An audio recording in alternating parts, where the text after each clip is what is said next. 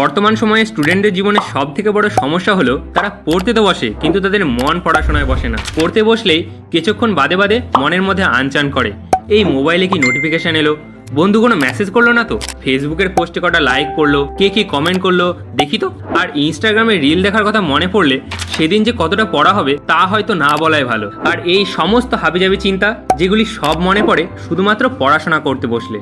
তাই এটা বর্তমান স্টুডেন্টদের জীবনে একটা বড় সমস্যা, তাদের পড়াশোনায় মনোযোগ না দিতে পারা। আর সেই জন্য 3টে ট্রিক্স যেগুলিকে অ্যাপ্লাই করলে খুব সহজে 100% মনোযোগ তুমি তোমার পড়াশোনায় দিতে পারবে, তাও আবার মাত্র 7 দিনে। Number 1, meditation. মনোযোগ বৃদ্ধি করার সব থেকে সহজ ও কার্যকরী উপায় প্রতিদিন মেডিটেশন করা।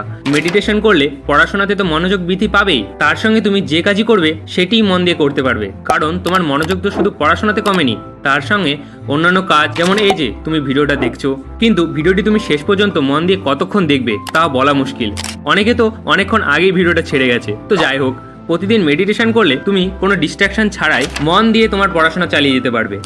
Number 2, create a study room. তুমি যেখানে পড়তে বসো সেখানে পড়াশোনার সামগ্রীকে থেকে পড়াশোনার ডিস্ট্রাকশনের সামগ্রী যদি বেশি থাকে তবে পড়াশোনায় মন কি করে বসবে। তাই পড়তে বসার আগে পড়াশোনার একটি জায়গা ঠিক করো যার আশেপাশে শুধুমাত্র পড়াশোনার সামগ্রী থাকবে। সেখানে এমন জিনিস একদম রাখবে না যা তোমাকে মন দিয়ে পড়তে বাধা দেয়। Number 3, break. পড়ার মাঝে মাঝে ব্রেক নেওয়া শিখতে হবে। তোমার মনোযোগ ক্ষমতা কম হলে প্রথমে একটানা 15 মিনিট পড়াশোনার পর 5 মিনিট ব্রেক নেবে, কিন্তু ব্রেক নেওয়ার সময় মোবাইল একদম ব্যবহার করবে না, কারণ তখন 5 মিনিট 5 ঘন্টা হয়ে যাবে তা তুমি নিজেই বুঝতে পারবে না। সময়ের সাথে সাথে ধীরে ধীরে 15 মিনিট থেকে পড়াশোনার টাইমটিকে বাড়াতে হবে। আর এইভাবেই পড়লে পড়াশোনা বোরিংও লাগবে না, আবার মন দিয়েও পড়তে পারবে। আর এই ছোট ছোট পরিবর্তনগুলি যদি তোমার জীবনে আনতে পারো তবে তোমার পড়াশোনা মন দিয়ে তুমি চালিয়ে যেতে পারবে, কারণ ছোট ছোট পরিবর্তনই জীবনে একদিন বড় পরিবর্তন এনে দেয়। এই 3টে ট্রিক্স যার মাধ্যমে খুব সহজে তুমি পড়াশোনার মনোযোগ ক্ষমতা 0% থেকে 100% নিয়ে আসতে পারবে, তাও আবার 7 দিনে।